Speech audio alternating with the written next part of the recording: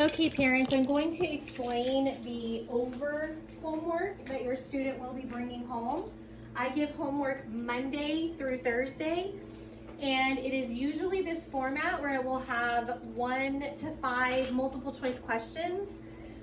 These are only over things that we've been learning in class, and I personally make these worksheets every night before.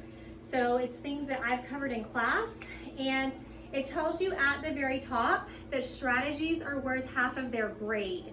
So when we're referring to the strategies worth half your grade, it's OVER, and they each stand for something. And so it's a process that teaches the kids to show me what they're thinking instead of just circling an answer.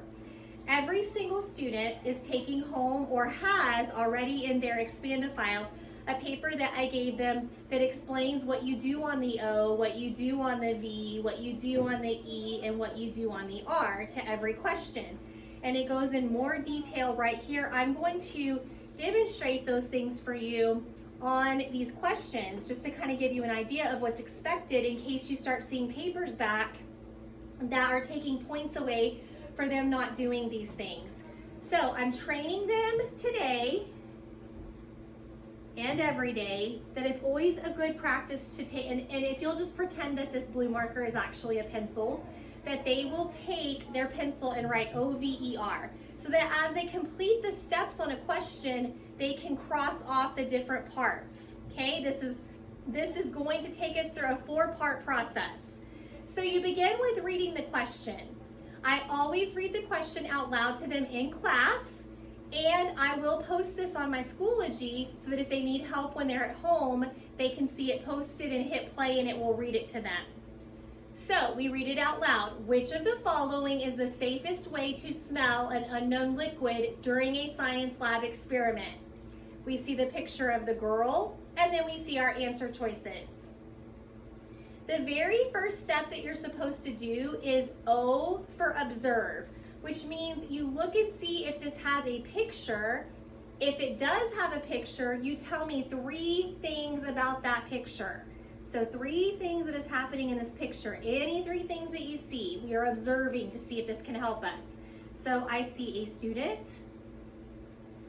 I see that they are smelling some type of liquid, so they could put liquid. I can see that they have on goggles and a lab apron, so they could even put something on like, they could write on here goggles. Any 3 things. They must put 3 things to get the points on the O here, okay? If it doesn't have a picture, like number 3 down here doesn't have a picture, when we get to that, they have to draw a picture and label 3 things by it themselves. After they've read the whole thing and they can think of something to draw that goes with it, they have to draw a picture and label 3 things for the O. Okay, so we've completed the O. The V is vocabulary, and I want the students to have a highlighter so that they can, and a marker or crayon is fine too, they can identify what words popped out to them when I was reading that. Which of the following is the safest way to smell an unknown liquid in a science experiment? So it's just whatever pops out into their brain as that's probably important. Safest, smell is probably important, unknown liquid. And some kids will go on and think that other things are important too, and that's fine, but this is going to show me what they are thinking. I will not accept it if they highlight the entire thing, because a point of a highlighter is to show me what is standing out in your mind as being important. Maybe science lab, maybe experiment. So I'm really trying to teach them how to identify things that will help us in this question. They can mark off their V. So when I'm looking for highlighting, if they don't have a highlighter, they can always just use a pencil and circle. They can circle what they think is important. Okay, the E portion is explain. They need to listen to me reading the answer choices, and somewhere over here they need to explain to me what their brain is thinking as to why they're going to pick it or not pick it. I will not accept yes or no as an answer. I will not accept true or false. I will not accept maybe. A lot of times they'll try to put yes, this one. I won't accept that. They have to tell me what their brain is telling them about each one. So for example, A says, hold the liquid directly under your nose and take a deep breath. So their brain tells them, no, I will not accept that. They need to give me a quick thought. This doesn't even have to be a complete sentence. It's just a thought. I'm not counting off on spelling or punctuation or capitalization. It could just be something like, this could hurt your nose. It could be something as simple as that. So it is showing me the reason that they're most likely not going to pick that. Cup your hand and gently fan the odor toward your nose. So in class, we learned that this is called wafting. And it is the safe thing to do when you're smelling a liquid that you do not know what is that in that container. So they're probably going to pick that as their answer.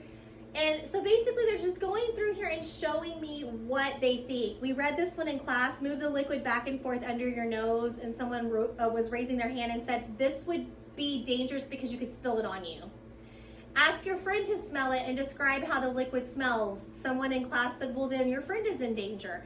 Now, they are not required to write on every single one of these. If they wanted, they could have just come down here and told me in the bigger area what they were thinking. Well, we learned in class that you should waft, because that way you're only smelling a small amount. As long as there's writing somewhere on here, and it needs to be more than just 1 or 2 words, okay? So I would accept, even if they only just barely were putting these things in. Some students really, they do like to go ahead and finish by filling something in for this one, and by filling it, some just, they feel more complete when they do that. Okay, it's really their preference, but they have to show me what they're thinking. That gets rid of the E. The R, the easiest part of all. They mark off the 3 that they think are wrong, and they circle the one that they think is right.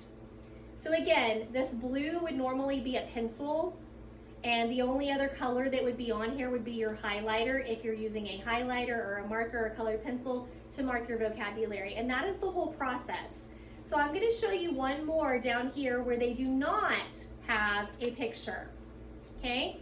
And throughout the school year, we'll just continue on whatever we're learning about to have this type of homework, along with spiraling in questions of things that we've already learned, not just things that we're learning currently. They need to write OVER. The question says, which of the following would be proper to do during a lab activity? So a lot of students, they ask me, do I have to go in order when I'm doing these? You actually do not. If you want to do the vocabulary first, as I'm reading, you can mark the vocabulary. So which of the following would be proper to do in a lab activity? So maybe proper, maybe lab activity. It's what they think is important. They can cross off the V. Again, the O, and if they forget, this plate paper right here will explain to them. O, observe. It says, if the question has a picture, label 3 things next to the picture. If it does not have a picture, draw one that relates to it and label 3 things about your picture. This does not have a picture. I don't have a lot to go on right now to draw. I probably need some more information of things I could draw. Which of these would be the proper thing to do in a lab activity? A, place goggles on your head like they're sunglasses.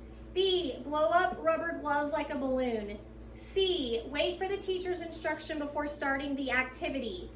D, move around the class freely as instructions are being given. Okay, they need to take this whole thing and create a quick little sketch of something that they heard going on there. So I'm going to do the teacher and the student. He had his goggles on and they looked like sunglasses on top of his head. That's his goggles. He had blown up a glove to look like a balloon. It can be as simple as that. I don't want this part to take a long time. It's just showing me that they're thinking about the question. Okay, now they need to label 3 things about their picture to get the credit for the O. So maybe they're going to come over here and put number 1, teacher.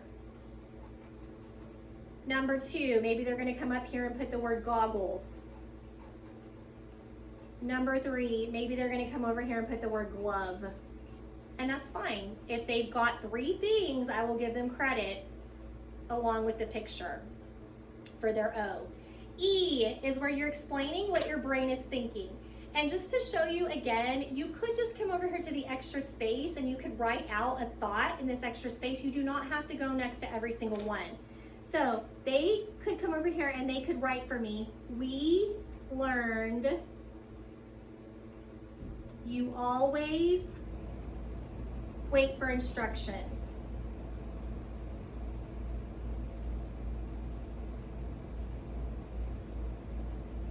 And they might be writing something like do not play or something like that.